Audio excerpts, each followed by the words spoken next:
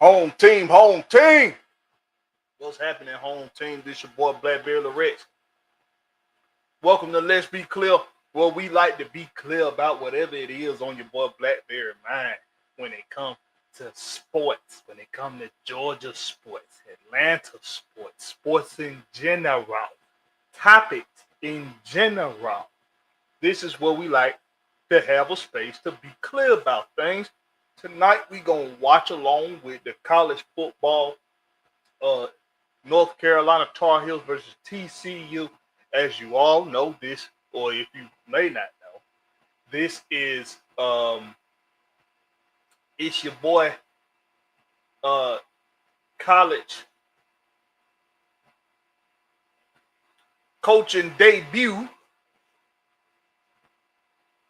Bill Belichick. This is his college coaching debut. For the oh shit, hold on. Yeah, Mike don't want to act right. So this is the first we're going to get to see TCU. We get to see Bill Belichick coaching North Carolina. The game is about to be underway. Should be kicking off any time now. Let me see. Let's get pulled up.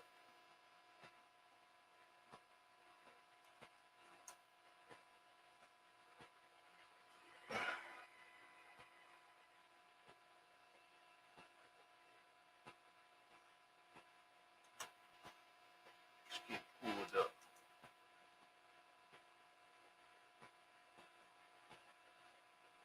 Hey, has anybody else noticed that they don't have the pen on Google anymore? The pen is gone. They took the pen on.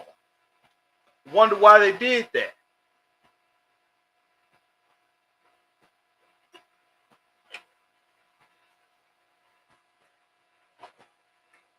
Wonder why they did that.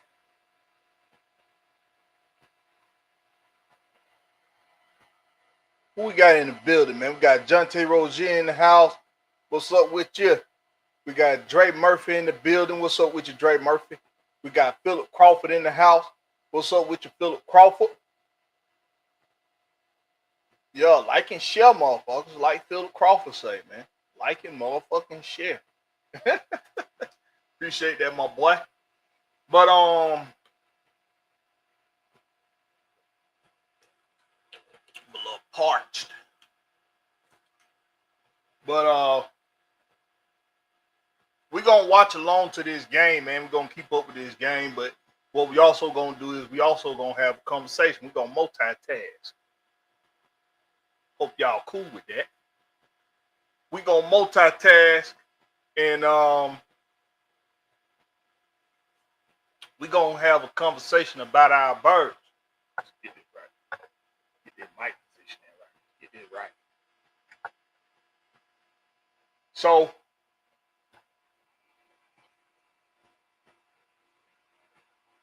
we got a whole week in the game of college football. A lot of good games on this past weekend. A lot of good games. But this was supposed to be dedicated to Georgia Day on week one. After week one. That's what Let's Be Clear was supposed to be today.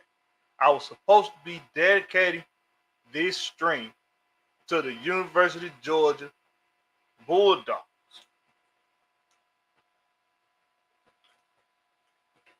But I'm going to tell you why I pivoted.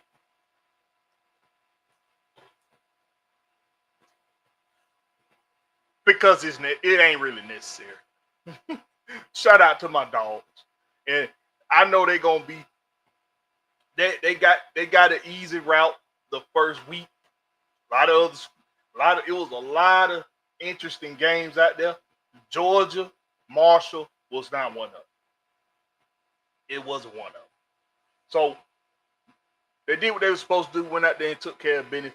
They look like they're gonna be the University of Georgia that we know and love. They're going to be hard to beat. They're going to be stout on defense. Going to have sound coaching out of Kirby Smart. So don't look like we're going to have as of now, because we took care of business against a very inferior Marshall team. We look like we're going to be what we need to be or supposed to be as of now, and we won. Of course, you got the upset of the weekend, which was Florida State over Alabama. I don't think it was really that much of an upset. Florida State lost a lot of close games last year. They might have came into this year unranked, and they might have only won 2 games last year, but they lost a lot of close games. It's not surprising to me that they won against Alabama. It don't surprise me. You can't expect a school like Florida State to stay down for too long. At some point, they're going to get it together. They may have gotten it together now. Maybe. I don't know. We got A137 Sauce in the house. What's up with A137 Sauce? And we got D. Coleman, the rooftop sabotager, up on the rooftops. What's up with you, D. Coleman? He say, Bill, dialing shit up early. Yeah, man, let's get down. Trying to see why Google done took. I'm gonna get this. I got to get this set up right. But let me see. Google done took the pin off of games. Like if you wanted to pin the score, Google don't have the pin on there no more.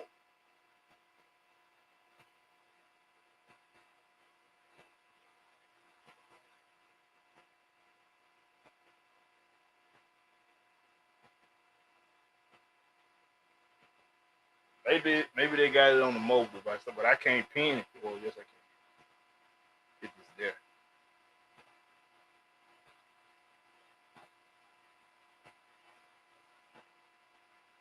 Yeah. Well, we're gonna keep track of the score.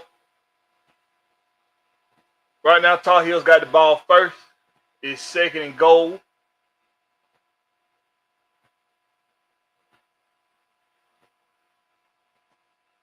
On TCU 8-yard line.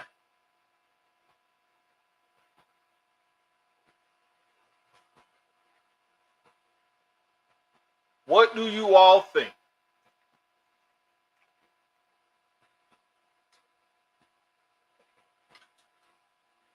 Let's get some Falcon talk. Let's talk about these birds while we keep track of this game. I'm a phone. Something's going on.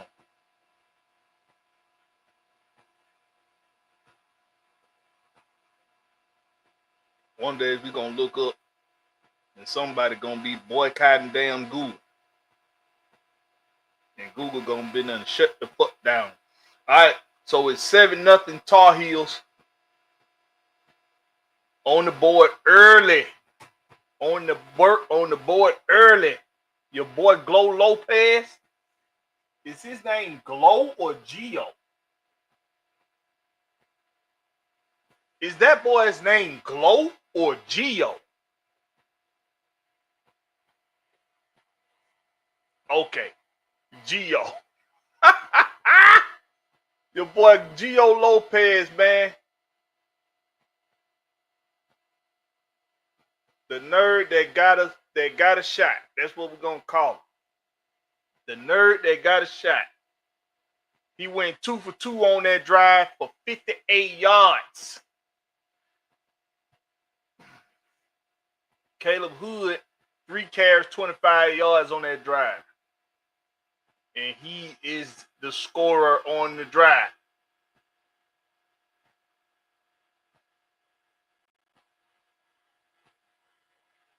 Gio Lopez starting the game off pretty good. 2 for 2, 58 yards.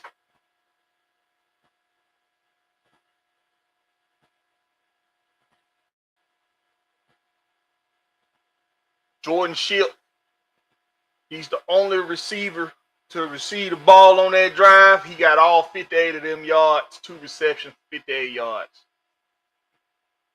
All right. Let's see if TCU can respond. Let's see if they can respond.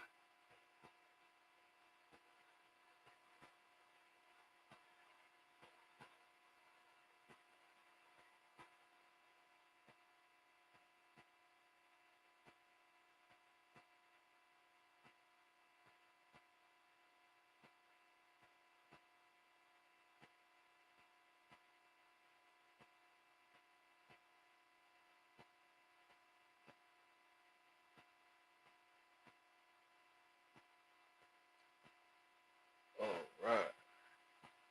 Look at that.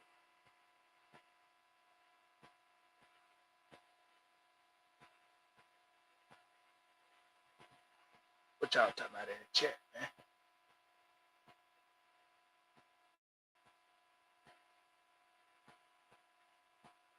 What y'all talking about in this chat? You come and say, what was your Falcons question? All right. So, we've had an opportunity now. We've had ample opportunity to really digest what the Falcons are putting together for this upcoming season. I want to know I'm gonna try to ask this question the best way I can without sounding like I'm trying to be a quote unquote hater. All right. I want to know in the chat, y'all put in the chat, you let me know, who do you personally think will be more responsible for the Falcons having a winning season? Let's say we have a winning season, however you depict what winning is, your own personal acceptance of what a winning season looks like. Who are you going to say, who do you predict is going to be more responsible for that winning success when it occurs? TCU got a first down.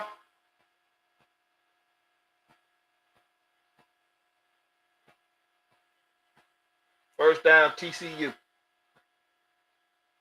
Trying to get the midfield. Put this right here so I can see it.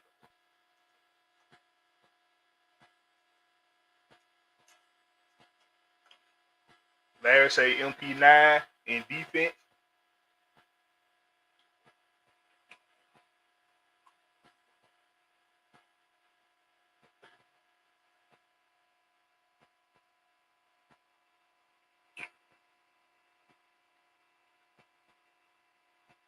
Trey Murphy say Michael Penix. What did he say? He say Penix Jr. though he's a much better quarterback than Captain Kirk, 2 Chainz, cousin. He still got to show that though. Larry say MP90 defense. Yup. D. Coleman said Kyle Pitts. Michael say Penix and Pierce. It damn sure won't be great. Will ain't in here, bro. You ain't got to troll yet. Will ain't in here yet. And Jonathan Rogers say the whole team as a unit. So my follow-up question is,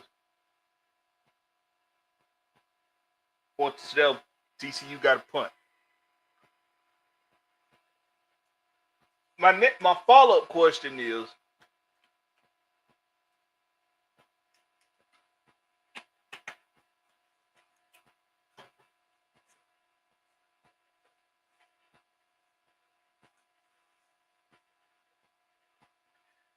if we don't win the division, but we still make the playoffs, let's say we still make that 7th seed.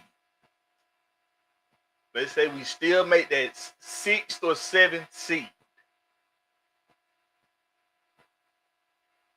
And we don't win a playoff game.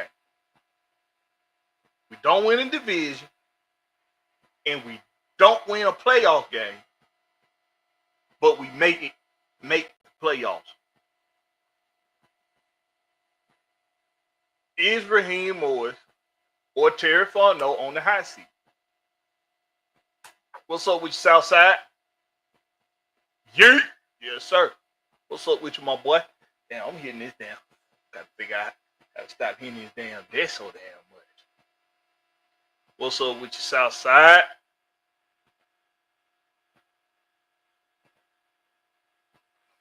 Jay Murphy said, "Oh, we're winning in division though, bro." Yeah, but what if we don't? What if we don't though, Dre? It's a possibility that we don't. It's a possibility that we are a playoff team without winning the division. What if we don't win the What if we don't win the division and don't win a playoff game but make the playoffs? Do you think we need to consider reevaluating Raheem Morris or Terry Fontenot's position?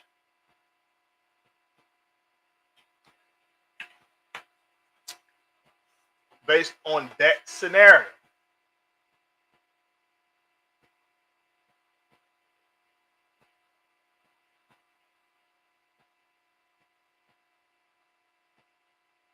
Southside said, "Nah, that's not good enough." Dre Murphy said, "Tampa Bay sucking Eels ain't winning this division 5 freaking times in a row." I hope not, bro. They want to say playoffs. Playoffs, that all we need. If not, we're all on high seat. So they want to say if they don't make the playoffs, that'll put them on the high seat. Not making the playoffs. So if they don't win it, in your opinion, A1, they can not win a division, but still make the playoffs and not win a playoff game, and that's you good with that. That's progress for you. You can deal with that. Is that what you're saying? And Southside said, especially if you lose that first wild card. Yeah.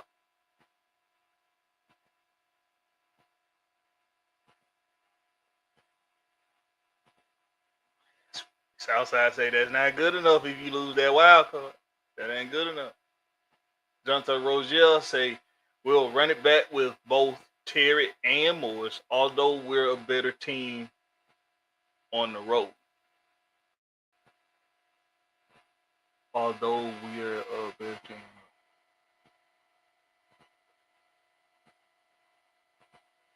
Michael say, "I'm never letting Terry go." He's the GOAT.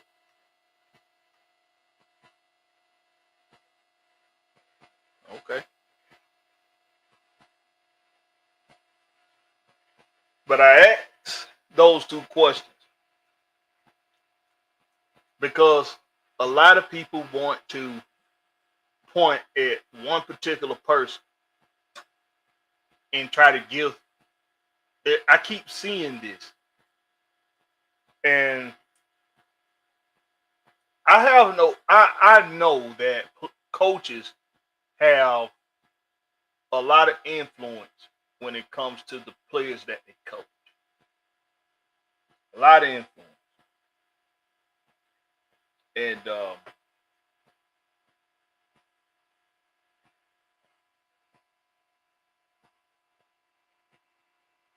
I asked the questions. Who would you give most of the credit to for a winning season? And if Terry and Raheem's jobs would be on the line if you basically they didn't have what you would consider to be a winning season. Because I keep seeing a lot of people want to look at Jeff Ulbrich, and it's funny to me that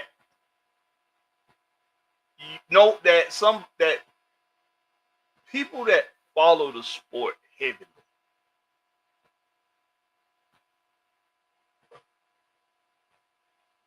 it baffles me that for as heavy as somebody could follow the sport of football, that you don't understand how influence works and what and you don't and a lot and some of them don't understand how influence works, and some of them don't understand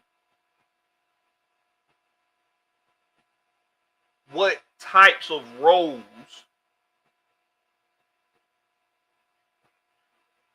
are played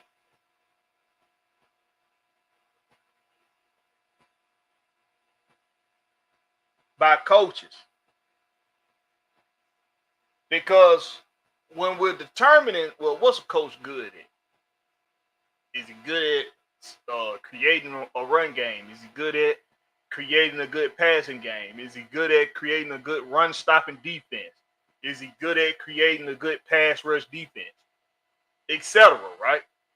What is a coach good at in trying to make a determination on whether or not that coach is a good prospect to be a head coach based off of what you think makes him suitable to be a head coach? You don't think about other aspects of the game. We have a lot of people looking at Jeff Ulbrich and saying this team is feeding off of Jeff Ulbrich right now. This team runs off Jeff Ulbrich and what he offers to the game and the way he coaches the players. They're giving a lot of credit to Jeff Ulbrich right now. Before we played a snap of football, Jeff Ulbrich is getting a whole lot of credit for the potential success that this team can have based off of attitude and grit.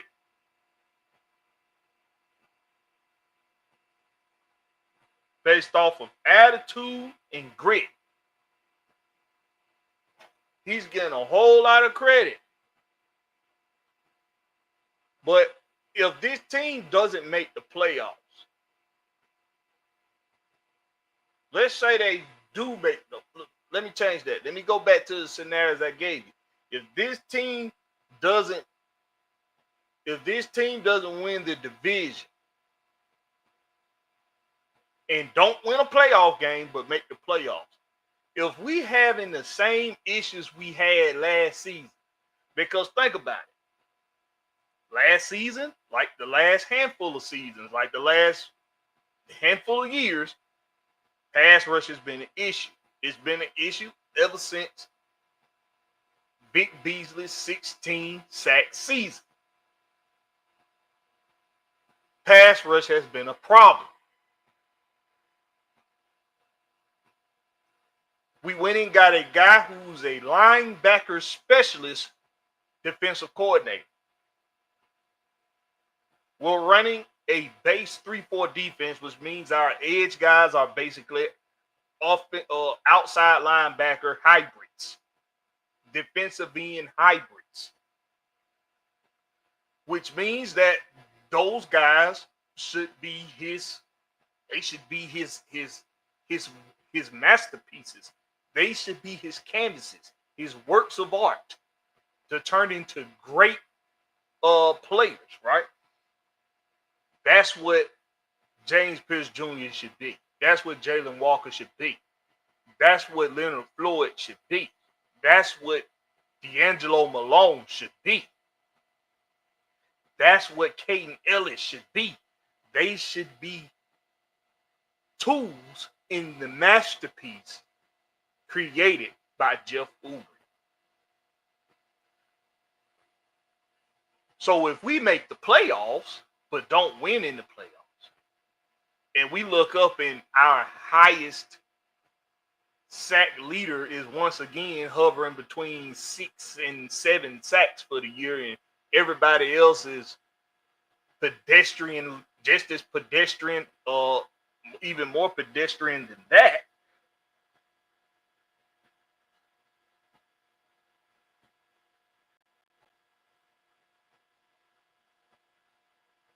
Is Jeff Ulbrich gonna get some blame? Is Jeff Ulbrich gonna get some kind of scrutiny?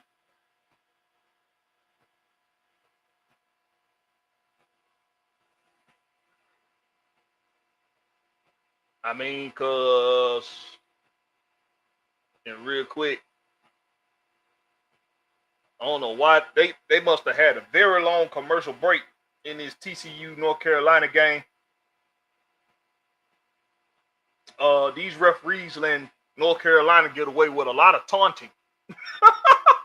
Dudes, they just made a good play in the flats. Made a good play out there on the screen.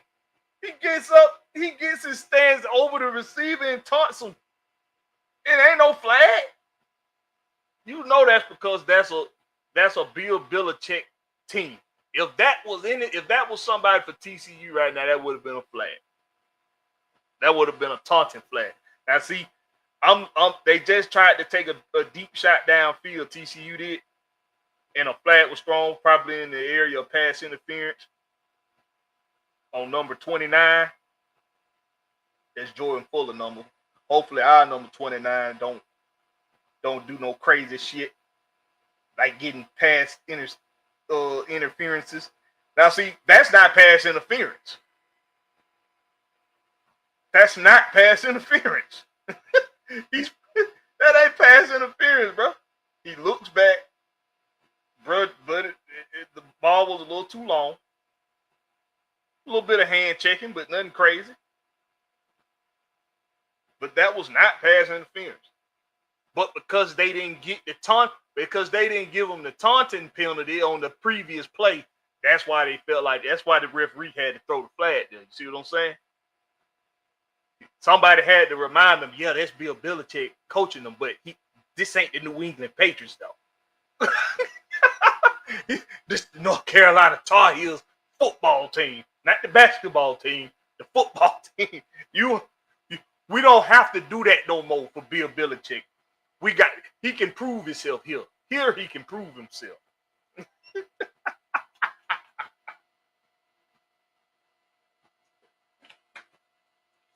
Oh man. I'm gonna get back to that Falcon conversation, man. Let's see what happened on this drive here. TCU hand the ball off. Good run on first down. Picked up about 7 or 8 yards. Number 2. Who is number 2 for TCU? That boy got them damn Milli Vanilli braids, don't he? They went back to number 2 on the screenplay. Looked like he got enough for the first. I tell you what, that game tackling looked good though for the Tar Heels. A lot of Carolina blue jerseys and helmets going after the ball carrier. I like to see that. Remind me of some past Atlanta Falcons teams. Some past Atlanta Falcons defenses. 11 men to the ball.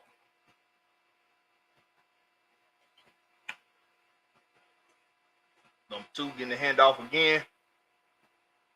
Good run, picked up about 6 yards. 6 or 7 on that one. Not bad, not bad. 10 yards in a college game don't look as far as they do in a professional game. Y'all ever notice that? Or is that just me? Or is that just me? Oh, Dre Murphy, he ahead of me. He said touchdown TCU. Okay. What we did? We did right here. Okay. What a throw and catch. That was nice. That was nice. That was nice. Jordan Dwyer. Jordan Dwyer, number 7 for TCU. Hoover to Dwyer. Hoover and Dwyer. Sounds like a law firm. Hoover and Dwyer. Oh, man.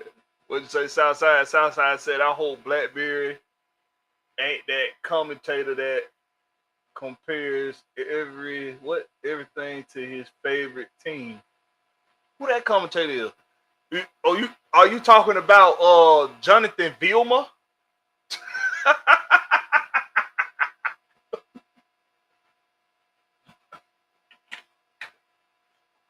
Who you talking about? Say his name. Say who you talking about.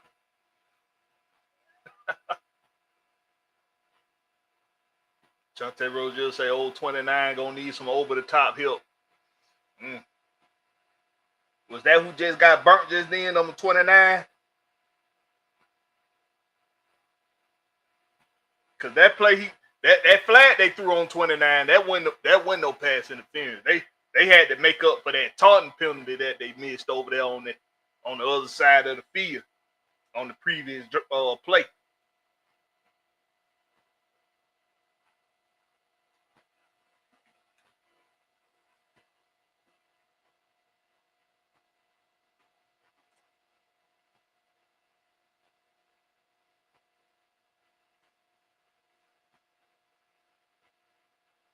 Trey Murphy say, do you think we're going to need some over-the-top help with Mike Evans, though, bro? You would be crazy not to have over-the-top help. He's Mike Evans. He's Mike Evans. We got too much proof in the pudding that A.J. Terrell by himself is not capable of locking down Mike Evans. Now, if you're okay with that, if you're okay with AJ and Mike Evans having a go at it, and you don't think that's gonna be enough to beat your team, then you better be dominating the run game, the run defense. You better be dominating in run defense. You better be dominating in your other matchups on the field, because Mike Evans is a game changer, and he'll change the game on you. Gio Lopez having an issue hearing something in his helmet. That boy is little. Gio Lopez is small. I just seen him walking to his huddle. It looked like a midget walking into a skyscraper room. That boy is little.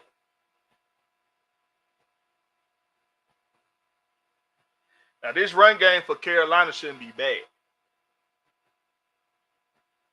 This run game for Carolina, it shouldn't be bad. What's up with you, Dreddy? Dreddy say, it's funny how we swept the Bucs, but all the commentators picking Bucs to beat us and win the division. Yeah, I seen I think I seen one person pick us to win this week's game. TCU just made a big play in the backfield for big stuff in the backfield, third down, 3rd and long. I seen one person pick us to win this weekend, and that person also said they think that depending on who wins this game, that's who's going to win this division. I'm not going to buy into that, but that's the only person I've seen pick us to win the division, is the person that I saw pick us to win this weekend. Now, or this coming up weekend. Yeah, this weekend. So I don't know, bro. I don't know how to call it, to be honest, as far as like the gauge that we getting from the media and everybody else, TCU they getting off the field, y'all. 4th and 10. TCU, they showing up now. They showing up. TCU getting the ball back. But it's funny because I was seeing a lot of people high on the Falcons. And I think even before the Caleb McGarry injury and the Storm Norton injury, even before that, you started seeing a little bit of a shift in opinions. And I don't know why, because we're going to have they're going to have receivers, a couple starting receivers missing. They're going to have a big offensive tackle missing. They're going to be missing some key pieces in the secondary unit and in the pass rush department. They got a lot of injuries. They got a lot of people going into week 1 they're not going to have. I don't know. I don't know. I think the closer we got to kickoff, the closer we get to kickoff, people are just telling themselves that based off of what they've seen from the Falcons in the past, they don't think that there's been enough movement to make an early pick on them being better than they have been previous years. Just from, looking at it at that standpoint. Jonathan Rose just said AJ put some weight on. I don't think Evans is going to muscle him too much. He definitely don't put on some. He been in the gym, that's for sure. Your boy AJ got in that gym, boy. Nah, he's always gotten physical with Mike Evans. The physicality ain't been the problem. It's the referees not letting Mike Evans really not letting AJ Terrell be physical with Mike Evans, but they'll let Mike Evans be physical with AJ Terrell. It's been a biased. The flag has been biased. It ain't been a yellow flag. It's been a red and black flag. When it comes to Tampa versus Atlanta, the flag ain't yellow. It's red and black. Well, matter of fact, it ain't red and black. The flag is whatever Tampa's color schemes is. Ugly brown and ugly red and ugly gray. Whatever the fuck it is. TCU with the ball. Get about a 4-yard pickup by the quarterback on a scramble. Number 10, Hoover is the son of Josh Hoover, pitcher at Rockwell Heaths or whatever that was. His daddy was a pitcher, the quarterback for TCU. Josh Hoover.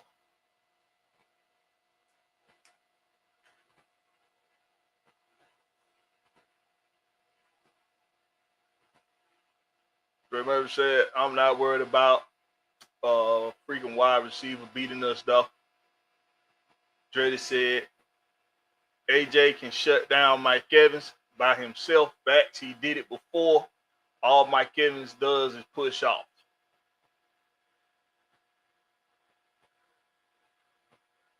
Georgia Texas boy said currently Tampa Bay has 6 players quarterback to play Sunday. They have 6 players QB to play Sunday. Southside Bucks are still battle tested Blakberry. That's why.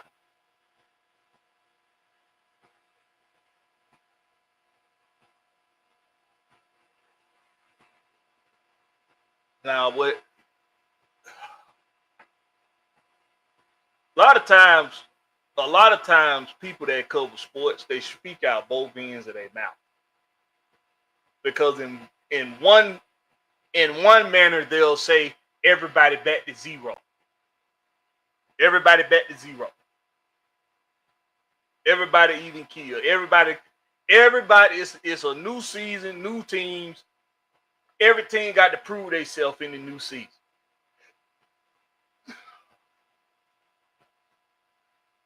That's what they'll say. But then they'll start talking about what these teams did the previous year and making a pick or a determination on what they think gonna happen based off of that and based off of who returned to these teams. And a lot of times they overlook a lot of the flaws that these teams had, like Tampa Bay. Tampa Bay has been a team barely winning their division the past few seasons. And it's always been us that they barely squeak past. And every time they barely squeaked past us, it was because they had a better quarterback situation than we had. That has been the major difference is the quarterback situation. So if somebody was to say, I just need to see Michael Penix Jr. be, I just need to see Michael Penix Jr. be consistent. I just need to see Michael Penix Jr. be what Falcons fans are hoping he can be, which is the franchise quarterback that they've been looking for since Matt Ryan. And then I'll start picking the Atlanta Falcons. But don't nobody got the guts to say that. They don't got the guts to say that because if they don't pick Tampa and they pick Atlanta instead, they look wrong. They look wrong if the Falcons don't succeed. I told y'all, I ain't with this punk. I don't like this punk sissy shit. Okay? With we don't want to go out on a limb and trust what we think we see out of Michael Penix Jr. or out of anybody for that matter.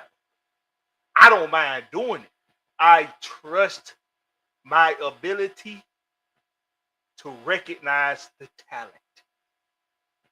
I trust my ability to recognize the talent and the talent level. I trust that. I trust my knowledge of the game. I trust what I know, what I see with my own two eyes. That's what I trust more than anything. I'm not going out on a limb on the player's behalf. I'm going out on a limb on my behalf. I trust what I know. I trust what I see. So if I say I see Michael Penix Jr. being a franchise quarterback based off of what I see his tangibles are, based off of what I see his mindset and his work ethic is, based off of seeing his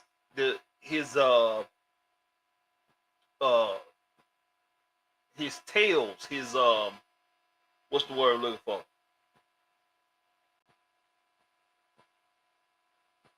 You know, based off of seeing what I've seen him do already. You know what I'm saying?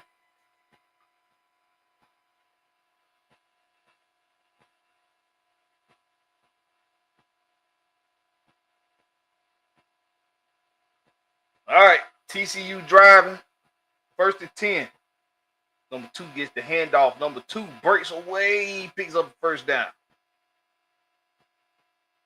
Almost broke for one there. He made that last man miss that shoestring tackle. Oh, yeah, they didn't give him the first. It's second down. Second and half a yard.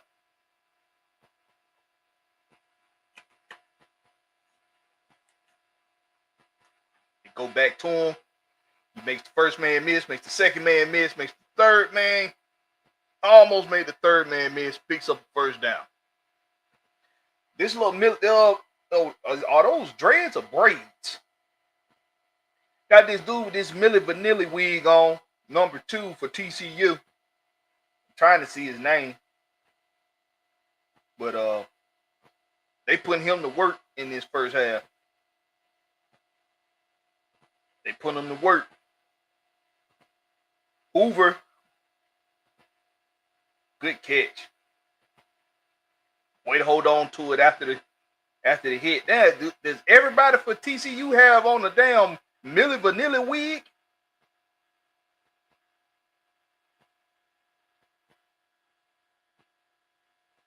I think everybody for TCU got on a Milli Vanilli wig. Everybody in on all these damn Milli Vanilli looking damn hairstyles.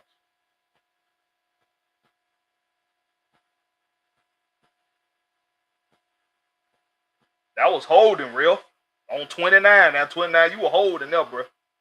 Allen. That's 29 last name for North Carolina. Allen.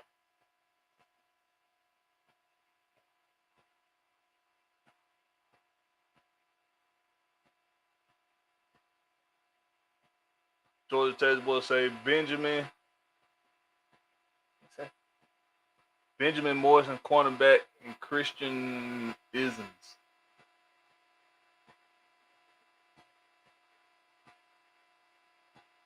Oh, okay. You saying who they is?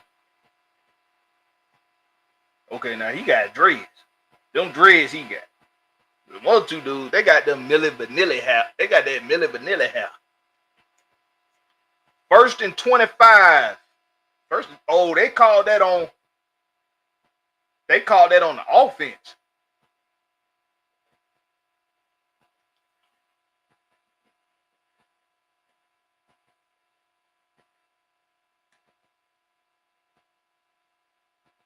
Damn, that was a 15-yard penalty. Damn.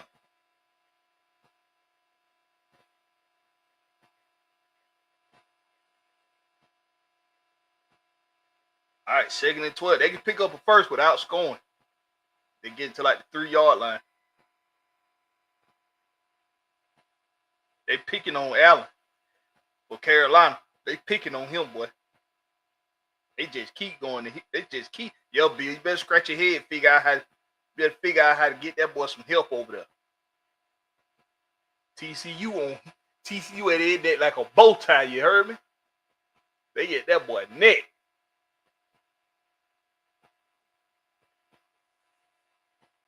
What's up with your Silk?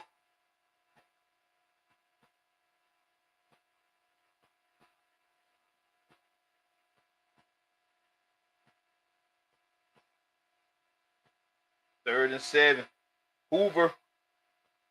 Oh, he gets away from the pressure in the end zone. Oh, the tight end couldn't come down with it.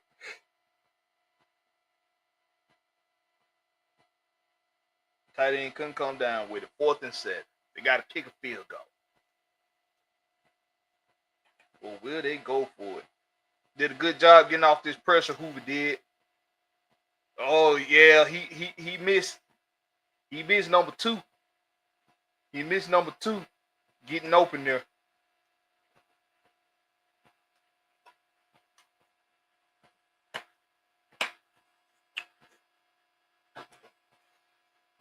What's up with your daddy?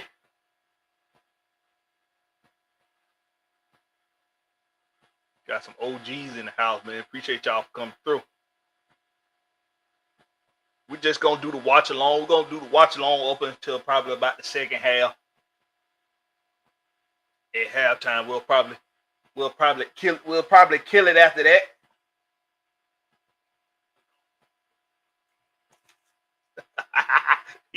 Dre Murphy said the tight end acting like Mark Andrews. No one catching that.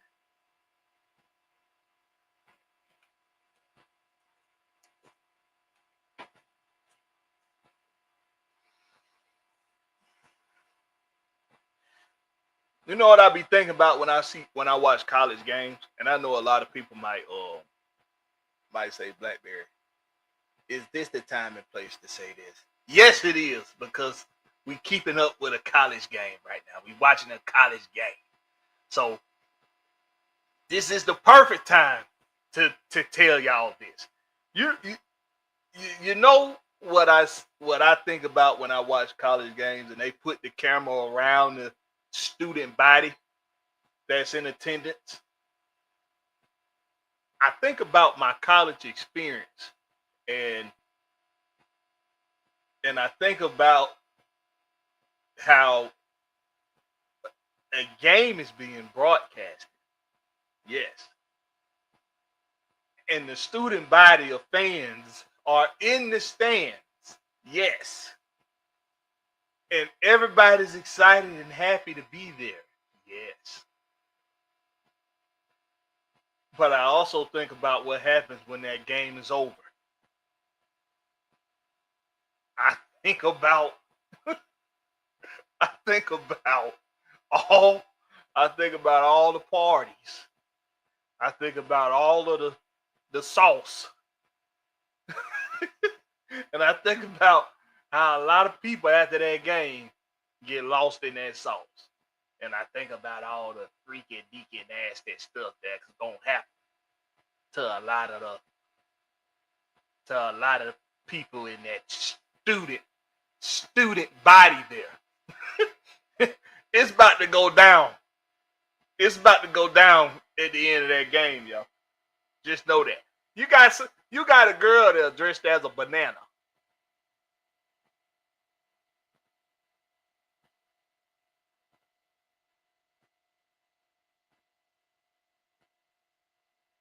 It's a girl at the TCU North Carolina game right now dressed as a banana.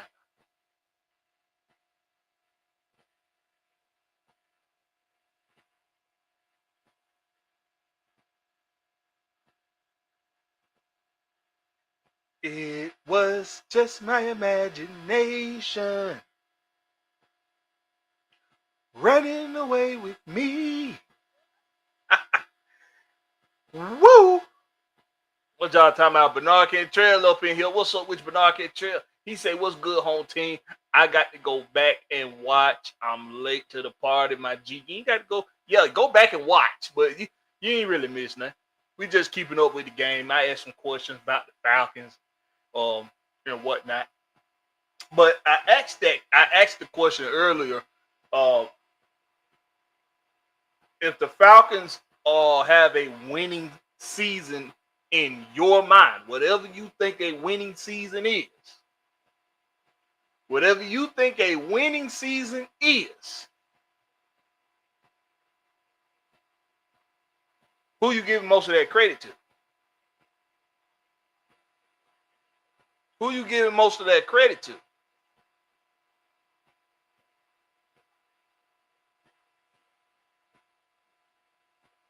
Most of the credit, who you giving it to? Because I asked the question because I look at all of this premature credit that Jeff Ulbrich is getting for this team establishing an identity that is that of a Jeff Ulbrich character. Before we done play a regular season snap, but they're giving the entire team now, not just the defense, not just the linebacker group, not just the front seven, but they're giving the entire team. They're giving Jeff Ulbrich the credit for this newfound, like I said, premature identity. They're giving that credit to Jeff Ulbrich.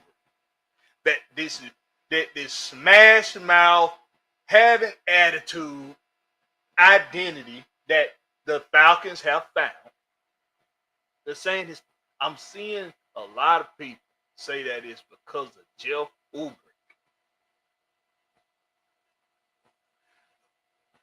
So, is it going to be Jeff Ulbrich's fault when the team doesn't have a winning season, whatever winning is for you? Whatever that is for you. For some people, a winning season would be just being over 500. That's a winning season. For some, a winning season might be making the playoffs. For some, it might be winning the division. Whatever winning is for you, for me, is winning the championship. That's what I say a winning season is. Everything else is you competed well, but you didn't have a winning season. You didn't win the championship. That's how I look at sports. Period. When I'm out there on when I was out there on the court shooting ball, when I was around the neighborhood shooting ball, I didn't have a winning game if I played really well, but still lost. I lost, so I didn't have a winning game. Yeah, Blakberry, but you had 20. You went for 25, and you went for 25. You had about 10 assists, but I lost.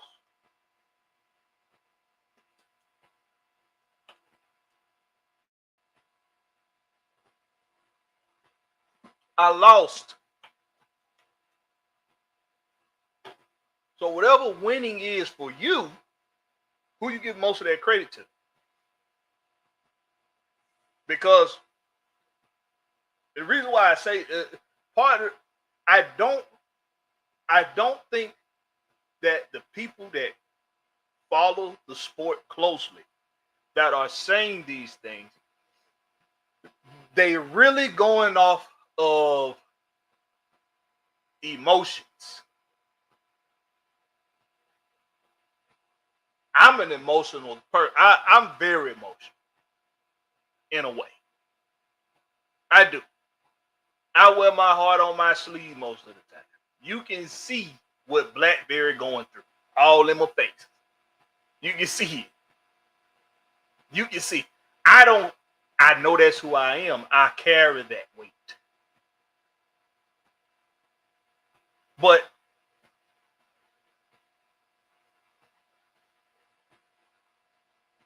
I know how to use critical thinking skills.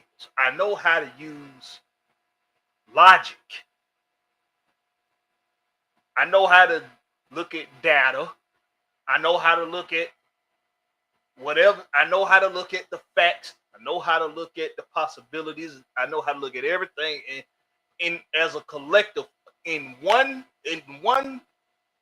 smooth motion. I can analyze those things and make a determination of what something is. Not what something might be, but what something is.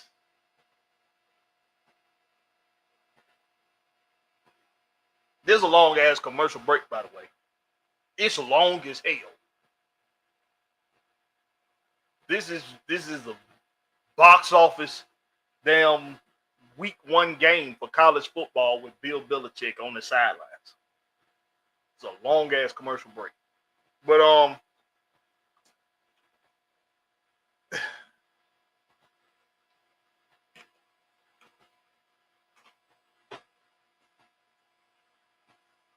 when I hear stupid shit, like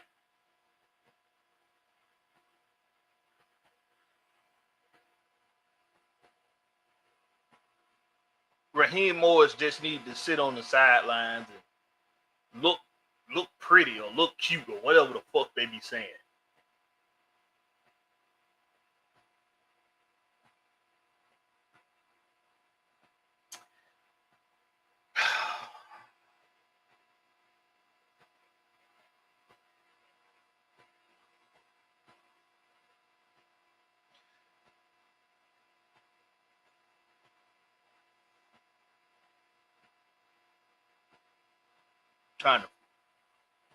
trying to find my words so I don't sound like an asshole.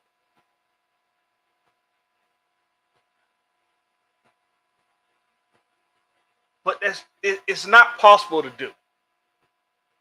I'm going to sound like an asshole because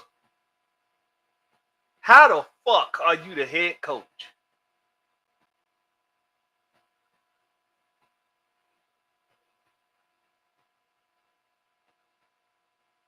How are you the head coach and not running your own team, you would not be a head coach. You would not be a head coach if you were incapable of running your team. That's one. 2nd and 10. North Carolina got the ball, trying to drive on their own. Can't see. They ain't crossed the 50 yet, though. Oh, yes, they did. They crossed the 50. They in TCU territory. You're not going to be a head coach if you're incapable of running your own team. That's one. Two.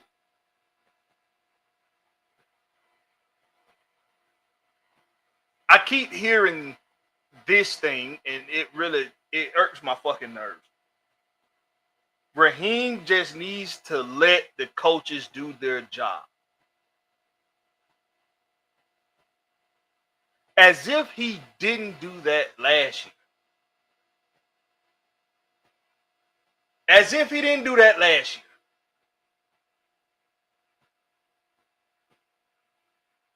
Who did he not let do their job? He stepped in when he needed to. He stepped in when it was necessary. As a matter of fact, that's what y'all bitching about. He didn't step in soon enough.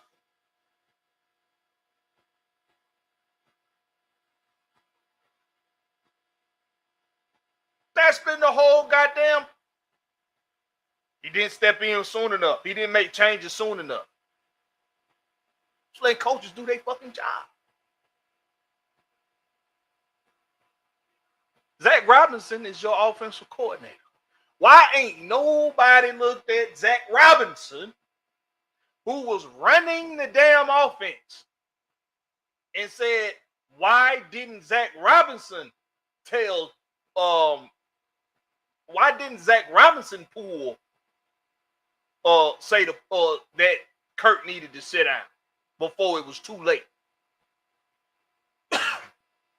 Excuse me. Why ain't nobody looking at Zach Robinson? He the fucking offensive coordinator.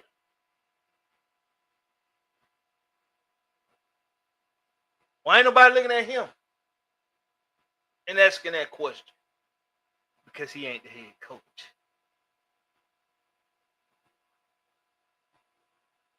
When Jimmy Lake was looking confused as fuck in his defensive game plan, you wanted to pick on damn Raheem Morris about that. Well, because he's supposed to be a defensive coach. He's the head coach. He's the head coach, meaning he's defensive and offensive. He's over everything and special teams.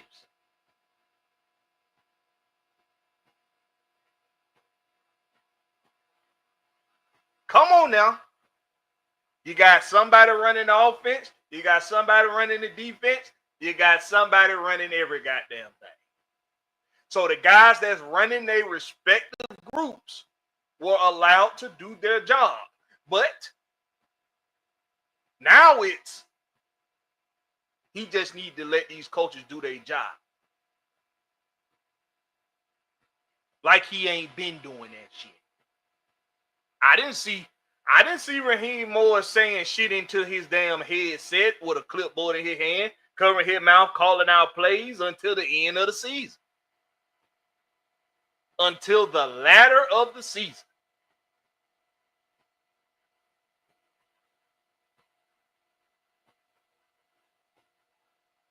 TCU got the ball back.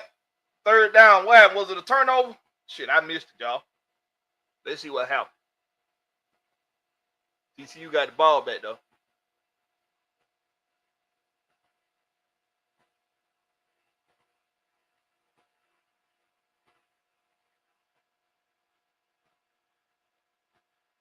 And they in the red zone. Well, they ain't in the red. Are they? Yeah, they in the red zone. Hoover steps back, screen pass. Ball gets tipped up, picked off. Number 21, North Carolina Tar Heels turnover. Let's see if he caught that or if that might have hit the ground.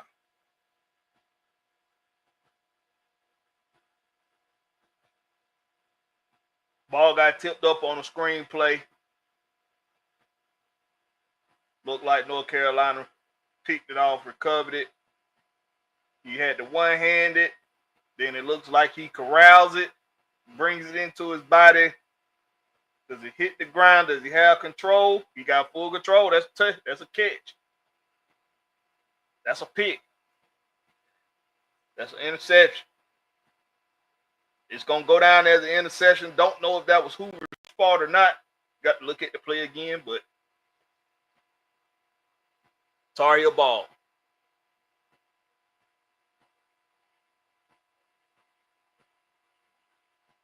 What's up with you, T. Terry?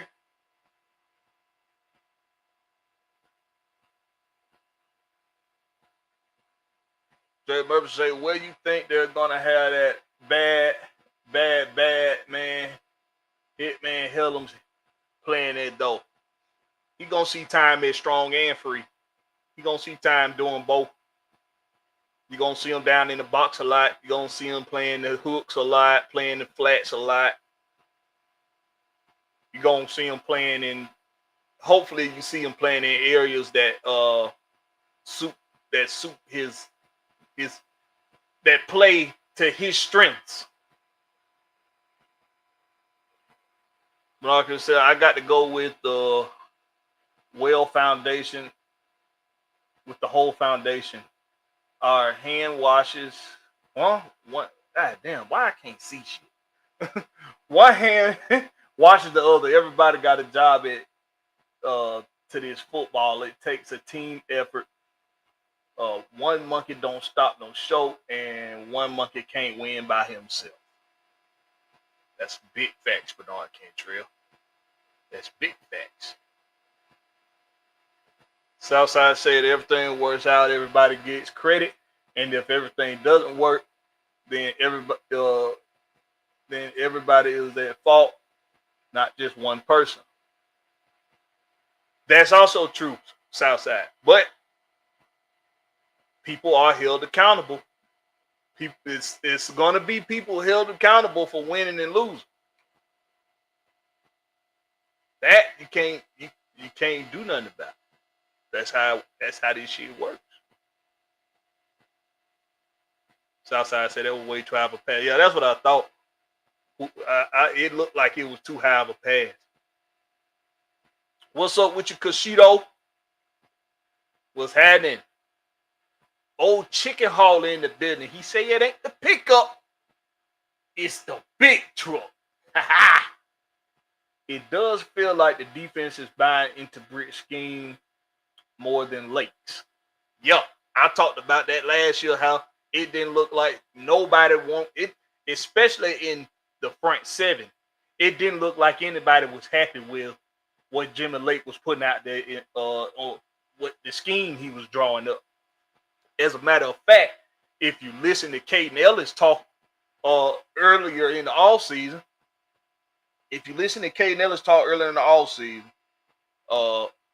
he said it without saying it, just like that. He said it without saying it. He said he's happy, he's glad he's going to get the opportunity to do more to what suits his strengths now. It's a lot less thinking he's going to have to do in a Jeff Oubre system. And he likes it that way because now he can play to his strengths.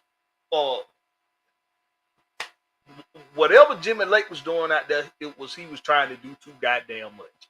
He was trying to reinvent the wheel of how to play goddamn defense. And that's why his ass ain't here no more. But the way this shit work, man, is head coaches run the whole goddamn team. And head coaches are going to get the blame, and they're going to get the praise and the credit for success. You can't, when you're the leader, that's what you take on. That's the responsibility that you take on. You're going to be held accountable for other people's mistakes. You're also going to be given credit for other people's hard work. That's what being a leader is. But you're a leader for a reason. And this is how you know that a lot of people that have been following this sport for so long, this is how you know that they're not real leaders. Because a leader understands that. A leader understands that Raheem Morris is supposed to get credit, get the bulk of the credit, because he's the one putting people in places to do the things that they need to do. He's setting Jeff Ulbrich up for success. He's setting Zach Robinson up for success. He's setting Marquise up for success. What happened here? TCU just scored. Look like a defensive score. Look like a defensive score, but it's a flag on the play. Let's see what happened. Look like 21 for TCU. Got a pick or something. They ain't showed the replay yet. They put a purple chain on his neck. I don't know what that means. he got the C on his chest. So 21 is a captain, man. We got to look out for number 21 for TCU. Let's see if we can get his name. R. Clark. B. Clark. So Clark, number 21 for TCU. Look like he just made a big defensive play.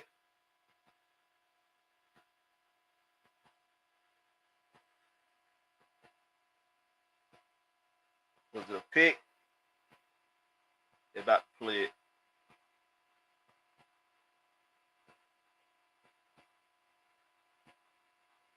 Yep. It was a pick. He played that sideline real good. Wasn't fooled. Did a great job breaking on the ball. B. Clark, number 21 for TCU. Let's keep an eye on that young fella. We're gonna be looking for our future at cornerback soon. Let's keep an eye on B. Clark for TCU. 17-7. TCU. Giving Bill Belichick the business right now on defense. That opening drive, they had a real good game plan for the opening drive. Real good script that they had for that opening drive, North Carolina. Since then, pedestrian. Let's see what they look like since then. Excuse me. Because your boy, he was 2 for 2 for 58 yards. Gio Lopez was 2 for 2 for 58 yards on that first drive. Since then, he's 0 for 2. He still only has 58 yards. He's done nothing since then. Caleb Hood, he got 6 carries for 27 yards, averaging 4.5 a carry.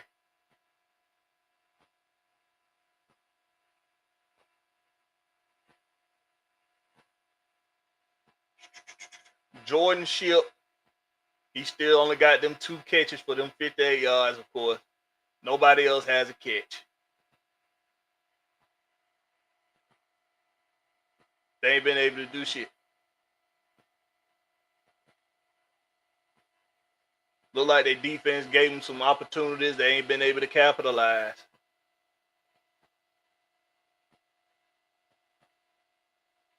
Belichick got some ground to make up.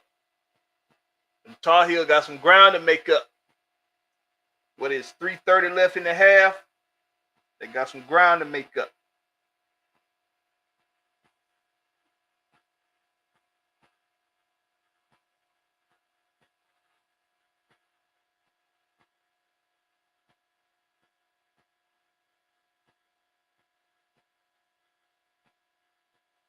Old Chicken Hall say, especially when you're a CEO, type head coach like Ra.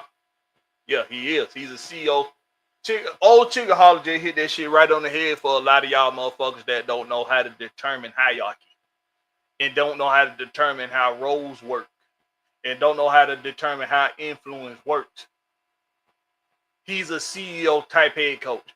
That's the best way to motherfucking put it. He does not want to be hands-on unless he has to be.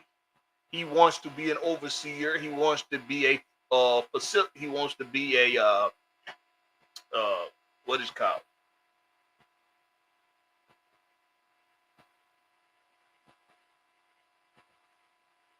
He doesn't want to be hands-on if he doesn't have to be. He's worked hard enough to get to that stage, to get to that level, to where now he doesn't have to go do the stocking. He can just make sure that people that know how to stock do the stocking. The store manager for Walmart ain't going around stocking shelves. He not in the back scanning in merchandise. He's making sure that he delegate tasks to people that should be good at doing it based off of when he does his interviews.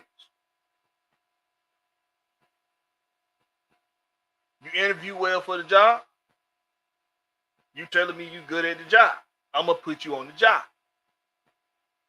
I'm going to keep track of your progression. I'm going to keep track of your stats, how well you're doing. I'm going to make sure you got everything you need at your disposal to do your job. I'm going to give you the resources. I'm going to set you up for success. Me and the general manager are going to work very hard and diligently to make sure you got the pieces you need on defense. Jeff Ulbrich. Me and the general manager are going to work hard to make sure that you got what you need on offense, Zach Robinson. I'm going to give you the tools that you need to succeed. But no. It's too many worker bees out here covering the damn sport that do not understand it because they are not leaders. And they look at everything from a victim mindset, one, and from a worker bee mindset. This team done took on the identity of Jeff Ulbrich. You know when that shit started? That narrative started when James Pierce Jr. was getting into them scuffles with the offensive line in training camp. That's when that started, right? That's when or OTAs, whichever one it was in OTAs. When them scuffles started in OTAs, that's when that narrative got started. But then wait. When you go back and look at the footage, it's the offensive line that's initiating all of this. That was initiating these scuffles with James Pierce Jr. It was Bergeron. It was Chris Lindstrom initiating these scuffles. The offensive line has always been gritty and tough. The problem was Grady Jarrett was on the other side. So there was a respect level that they had. And because of that, they probably wasn't even as good as they could have been, even though they was one of the top, they was top 5 in the league. They could have been first in the league if they would have had somebody pushing them on the other side of the ball in practices. But the offensive line stepped up to the plate. They say we got fresh meat on the defensive side of the ball, but we got guys over there that's being hyped up to be the next coming of Javon Curse. We got guys over there being mentioned in the same conversation as Javon Curse, James Pierce Jr. Guys being mentioned in the same breath as Luke Kuechly, Jalen Walker. So we got to let these young boys know that this ain't finna. You got to earn reputation. You got to earn respect in the pros.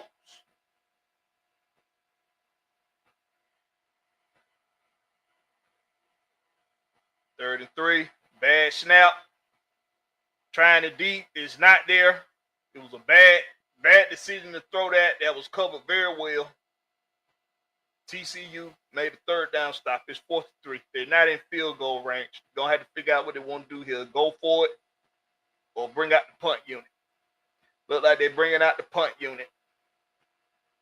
They're bringing out the punt unit. It's 1:05 left in the half. TCU gonna have a little bit of time on the clock. Shit, that could have been offensive pass interference. Sure could have been. But the offensive line, in my opinion, and Dwayne Leffert are the ones that made this that toughened up this team, if that's how you want to put it. The toughness that you saying this team got now, that tough identity that you saying they got now, I think it's Dwayne Leffert in the offensive line that giving us that damn identity.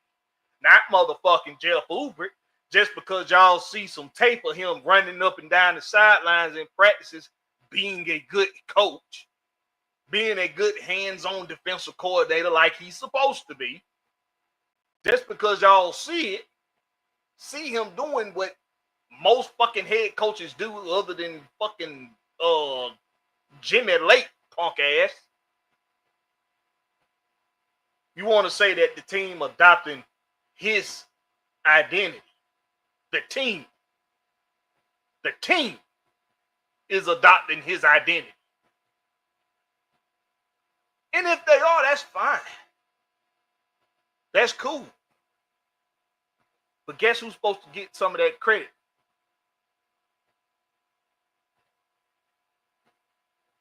Raheem Morris. Oh. What y'all really gonna not like? All y'all Raheem Morris criticizers. Oh my goodness. Number 2 getting that work today, boy. He gets out of bounds. 41 seconds on the clock. They're trying to get in field goal range. TCU want to put 3 more points on the board. But you know what you Raheem Morris criticizers need to think about? You're really not going to like it when Jeff Ulbrich gets a head coaching opportunity and he gives credit to Raheem Morris. Y'all gonna really not like that. He gonna give credit to Raheem Morris. That's who he gonna give credit to. Majority of the credit he gonna give it to Raheem Morris. Got a timeout. TCU. They're trying to figure out how they gonna get in field goal range here. Or are they already in field goal range? No. They got to get a little bit closer. 36 seconds on the clock. Second down. Oh shit, they gotta get a lot closer. Need to get about a good 5, 10, 5, 10, 15, 20, 25. Need about 25 yards. About 25 to 30 yards to get in field goal range. But a lot of the Raheem Morris criticizers, y'all gonna really hate that when that day comes. Because a lot of you gonna say the same goddamn thing. Oh, he made a miss. Woo! Good play. Got out of bounds with the first down. Only took 5 seconds out of the clock. Not a bad play at all. But that's what a lot of y'all gonna hate, man.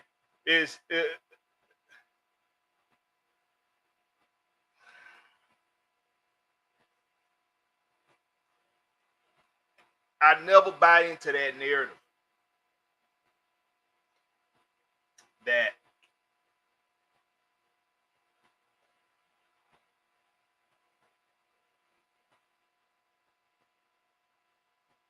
they got timeouts. Timeout. They're gonna spike it. Oh yeah, that's right. In college, the clock stopped to the ball score reset.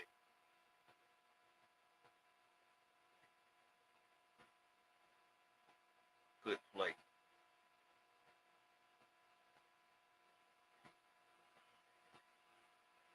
Shit, TCU might 13 seconds. They on the 30. They on the 20. What they on? On the 26-yard line. 13 seconds. 2 timeouts. Shit, they might be thinking about getting in the end zone here. They might be thinking about scoring. They trying to get 6. But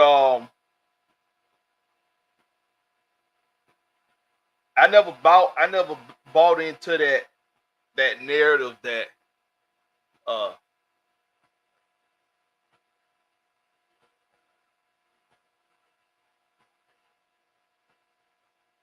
Jeff Ulbricht's influence on his team is greater than that of Raheem Morris. Like I said, if you follow the sport, you understand how this shit's supposed to work.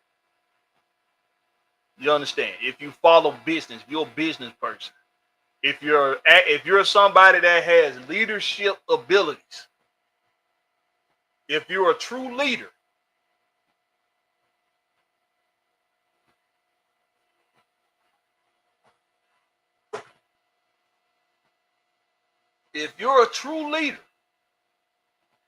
you know that you're going to get the blame for when other people fuck up. You're going to get the praise for other people's hard work. Why? Because you delegated them the task to do what they did. You're going to get criticized. You're going to get the blame for other people's fuck-ups. Because you delegated them to the task to do it. You're going to get the praise. You're going to get the acknowledgement and the credit for when they do the right thing and do well. When they do well, because you delegated them the task to do it.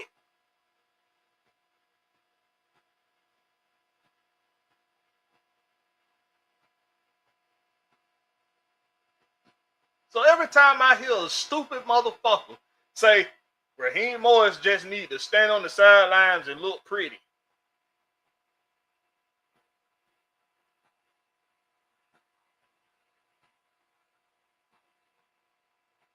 field goal, TCU gets 3, make it a 20-7 game. Going into halftime. Bill Belichick is down 20-7 to TCU in his college football coaching debut in North Carolina. We probably not gonna cover the second half. We gonna follow the first half and that's it. But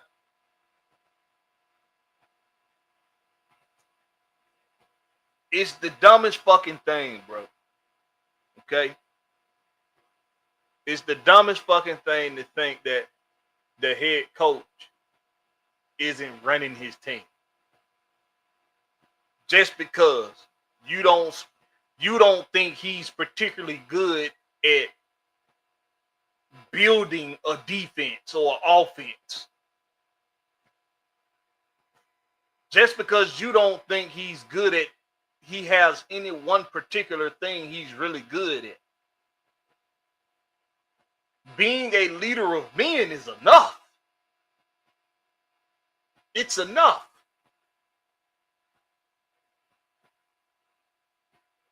having knowledge of the game, having knowledge of what to do in certain situations, having knowledge of how to go find the talent, how to go find the people that are good at doing these things, that is enough. Having the connections is enough. Eazy-E. Was Eazy-E a good rapper? Was Eazy-E forget about liking him a whole lot. Forget about thinking he wanted the goats or something like that in the rap game. Forget about all that. Forget about his status. Is he a good rapper? Because I'm gonna tell you straight up like this. When it comes to rapping, he rapped about what he did every day. He rapped about what life looked like around him. But he did it in a very mellow-tone way. He only had one flow. Eazy-E had one flow. One flow. And based off of the time he came in at, it made him iconic.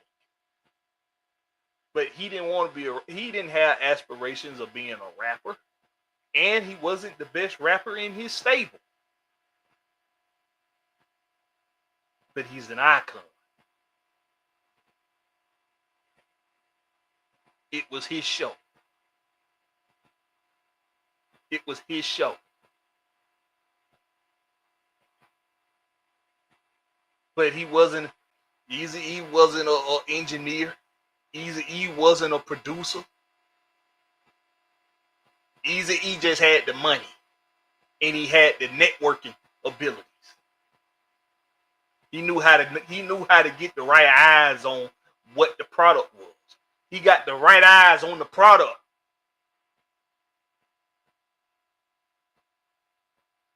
That was his forte. He was a people person. Eazy-E was a people person, but also he had the respect of people. That's why they even went to Eazy-E in the first place. To get the ball rolling on NWA. To get studio time, to get records done and printed and get a record deal. They respected him. He had the respect of the hood. He had the respect of people, but he also had the respect of white collar. He had the respect of white collars too. Raheem Morris got the respect of everybody, players and coaches alike. And if you want to label him as the chosen one, fine. You should be honored to have the chosen one coaching your damn team. The path should get a little easier now to a Lombardi. The powers that be want to see Raheem Morris succeed. So you should be happy about it. But no. Too many of us have a victim mindset. Always thinking somebody out to get you. Always thinking that you are some kind of target. So when you see other people being given opportunities that you don't think that they've done enough to earn, getting opportunities that you think that they're only getting because of their popularity, you're going to look at them and you're going to try to characterize them in ways that make them look incompetent. Because you got a victim mindset. Why is this guy getting these opportunities? He's not even really good at these things that I determined he should be good at to get the opportunities he's getting. That's why people say some content creators are haters. Because as they say these days, it's giving hate. It's giving hate. Raheem Morris, he ain't built no great defense. Raheem Morris ain't built no great offense. Raheem Morris don't have who has he made into a great player? That's what matters to you. That's what you're determining his greatness or lack thereof on. That's you determining that.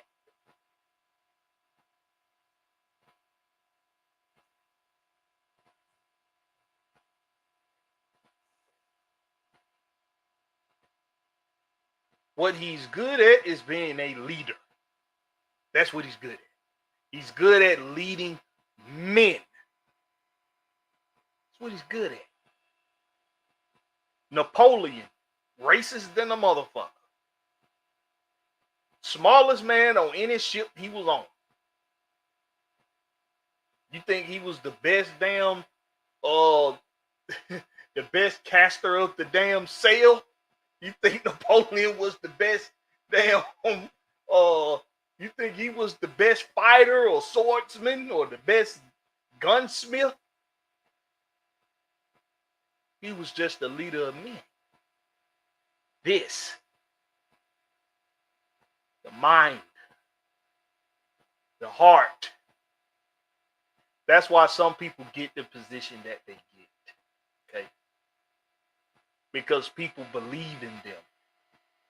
Because they've planted seeds and they've sown seeds along the way that make people believe in them. That's why they get their opportunities. And when you overlook that because you want this you want to see it the way you want to see it. That ain't up to you. It ain't up to you to say this person should get this opportunity because of this. That's on the person that get in the job. The person that hires them. That's on them to determine. Not you.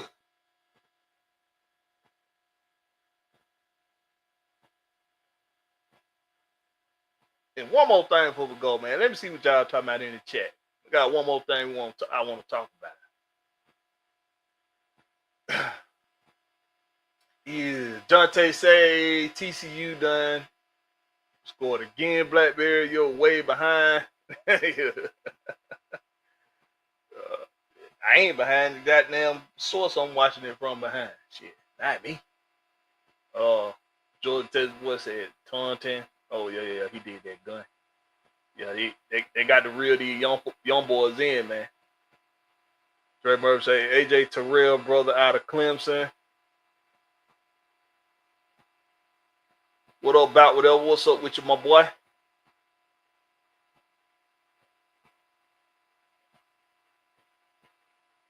Got ATL 251 that came through. He said, no, great ain't been about it for the last 4 years. Oh, man.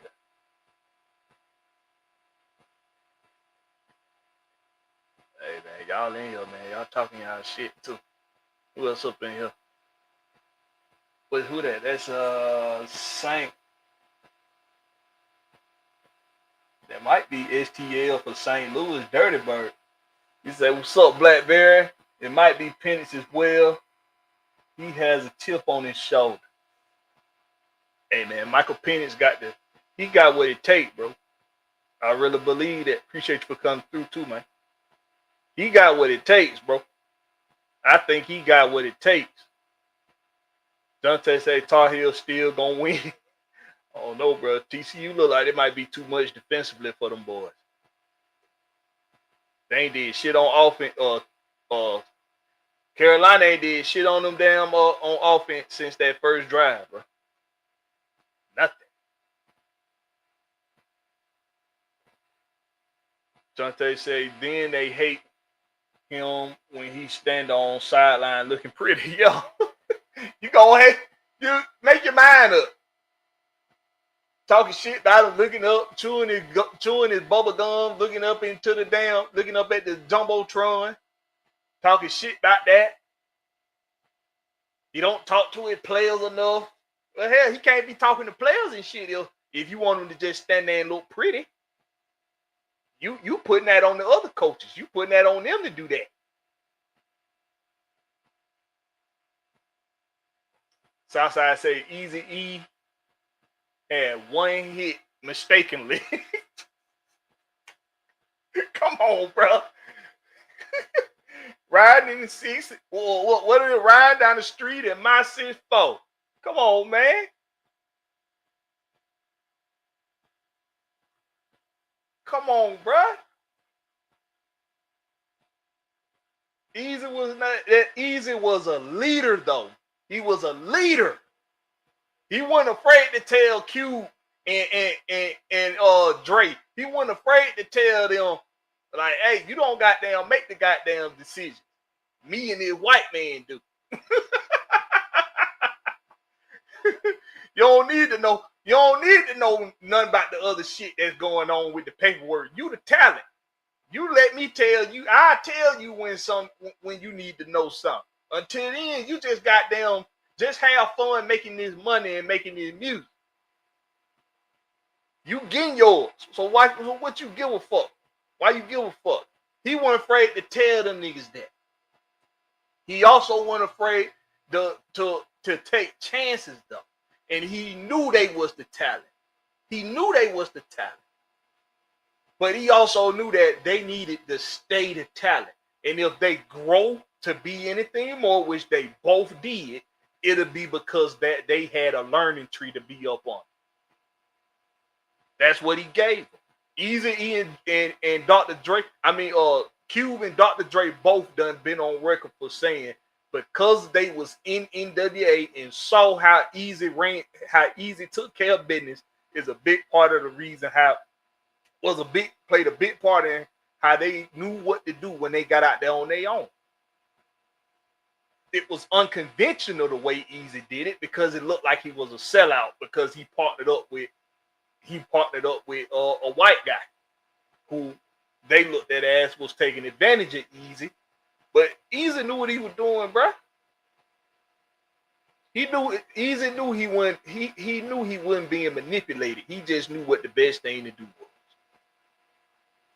And can't nobody say it didn't fucking work because look at what they became, bro. Icons. Fucking icons.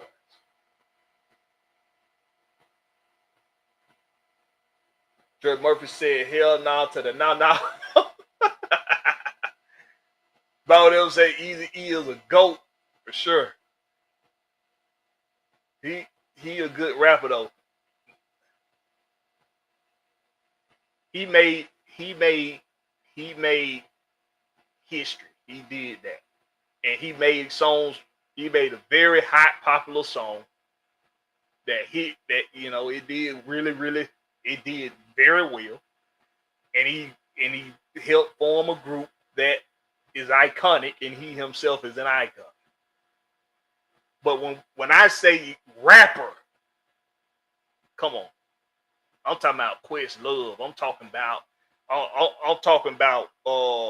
Andre 3000. I'm talking about Nas. I'm talking about Mos Def. I'm talking about rapping. I'm talking about deep thought. That's what I'm thinking. That's when I say rapper, that's what I'm thinking about. You know what I'm saying? That's one thing. That's what I'm thinking about. Rapping. T.I. Jeezy. Rapping. Jeezy my favorite rapper all time. And I wouldn't even say he the best like rapper per se, but he my favorite all time.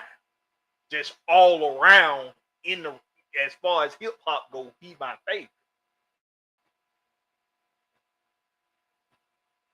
So Test Boy say I'm ready to see a fast, action, balanced offense on Sunday. With me both, boy. Yeah, man. Kansas City and the Kansas City Chiefs and the Los Angeles Chargers gonna be playing in Brazil. Man, hey, that's gonna be a hell of an experience for them boys. A lot of them got that kind of reach already, but to go play football in Brazil, man, history making. Dre Woods said, "What up, Blakberry home team? What's up with Dre Woods? You came in just in time, my boy, cause we about to get ready to shut it down."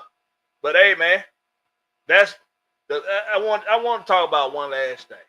So I'm hearing about season ticket holders and getting a lot of criticism from content creators about being ticket holders or being fans. What's up with your Matt Town Dirty? What he say? He said? Hey, listening to be when I tell you, Jid new album, Clips new album, Joey Badass new album, West Side Gun new album, Big X the Plug. Oh, is that who that somebody was trying to say the other day? And I was like, I don't know what the fuck you trying to say. Big X the Plug new album, check them all out. Yo, cause I don't listen to I don't too much listen to music like that these days. I listen to a lot of old school shit that was out when I was coming up and back. Like I like some things. I ain't gonna front to you like I'm gonna keep this a buck with y'all. I like Glorilla more than I like a lot of these motherfuckers, these other dudes out here these days. These male hip hop artists. I fuck with Glorilla more than I fuck with a lot of them. So if you can put me on to somebody that goddamn gonna tickle my fancy, gonna catch my ear, I'd appreciate it. Until then, I'm still on throw up motivation. I'm still on throw up motivation 1 and 2, my boy. I'm still on paper trail. That's just keeping it 100. That's just keeping it a buck. I can't be no more than a buck than that. Matt Time Duddy said, background tight. Yeah, boy. Yeah, boy. Appreciate that. Corey Gill 5 say, he say, what he say, hold on by Gorilla Slaps. Boy, I'm telling you, boy, Glorilla keep making hits, my boy. She keep making hits. What he say, but Bodie James and FMB DZ go hard. Yeah, see, bro. I got this. Somebody got to put me on so I can know a lot of who the fuck y'all talking about. Be real, bro. Somebody got to put me on. Like Boltley James, I don't even know. That's my first time seeing that name. It's my very first time seeing that name. I know who Jid is because I like this new track he got with Sierra on Madden 26. That shit going in because he got that kilo vibe. He got that kilo vibe to it. That old school Atlanta music. So, hey man. But yeah, so these real quick, man, so I can what I got about 9 minutes. Real quick, man. But the tone is very powerful.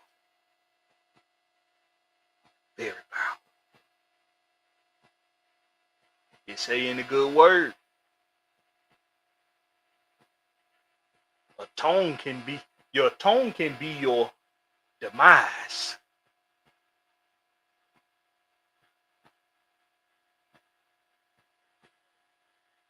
Don't shit on people for having things because you don't have them. That looked like some punk ass nigga shit. With that being said, this has been Let's Be Clear. Appreciate y'all for coming through. Make sure you hit all those buttons and all that good stuff. Like, share, and subscribe. Like, share, and subscribe. And catch us on the flip side. Home team. Peace. Now I got to reach around and then I got to say.